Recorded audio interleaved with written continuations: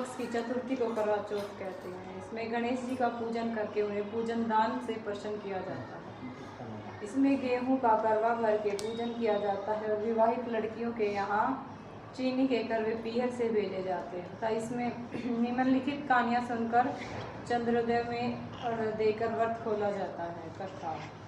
एक साहूकार था, उसके 7 बेटे थे और एक बेटी थी। वह सातों भाइयों की प्यारी बहन थी। एक साथ बैठकर खाना खाते थे। एक दिन कार्तिक की चौथ आई तो उसकी बहन ने करवा चौथ का व्रत रखा। सारे भाई भोजन करने आए तो अपनी बहन से बोले, आ बहन तू भी खाना खा ले। उनकी माँ बोली, आज यह खाना नहीं खाएगी, इसका करवा चौथ का व्रत है, जब चांद निकलेगा तभी खाना खाएगी। तो उसके भाइयों ने छल कपट से जंगल में आग जलाकर छलनी से चांद दिखा दिया। तो वह अपनी भाभियों से बोली, चलो भाभी चलो, चांद निकल आया, अर्घ दे लो। तो भाभी बोली, ये तो तेरा चांद निकला है, हमारा तो रात को निकलेगा। यह सुनकर भाइयों के कहने से उसने चांद को अर्घ दे दिया और खाने बैठ गई। पहला टुकड़ा तोड़ा तो बाल निकला, दूसरा टुकड़ा तोड़ा तो छींक मारी, तीसरा टुकड़ा तोड़ा तो राजा के घर से बुलावा आ गया कि राजा का लड़का बीमार है, जल्दी भेजो। माँ ने लड़की के पहनने के लिए 3 बार संदूक खोला, तीनों बार सफ़ेद कपड़े निकले।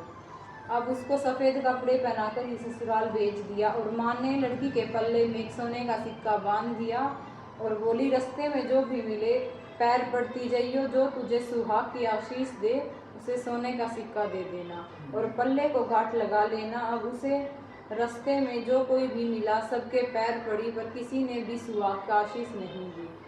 अब वह ससुराल में आई तो दरवाजे पर छोटी ननद खड़ी थी। वह उसके पैर पड़ी तो ननद बोली, सीवली हो सुपुती हो, 7 बेटों की माँ हो, मेरे भाई का सुख देख। अब उसने सोने का सिक्का ननद को देकर पल्ले को गांठ मार दी। इसके बाद वह अंदर आई, आकर देखा कि उसका पति मरा पड़ा है। अब वह उसे लेकर एक कोठड़ी में पड़ी रही। 1 साल तक उसकी सेवा करी। उसकी सास बांदी के हाथ बची कुची रोटी बेच देती। इस प्रकार उसने अपने पति की सेवा करते करते 1 साल हो गया। करवा चौथ का व्रत आया। सारी पड़ोसियों ने कहा, नहा धोकर व्रत रखा। सबने सर धोकर हाथों में मेहंदी लगाई, चूड़ियाँ पहनी। वह सब देखती रही। एक पड़ोसन बोली, तू भी करवा चौथ का व्रत रख ले। तब वह बोली, मैं कैसे रखूं? तो वह बोली, चौथ माता की कृपा से सब ठीक हो जाएगा। उसके कहने से उसने भी व्रत रखा। थोड़ी देर के बाद करवे बेचने वाली आई। करवा लोरी करवे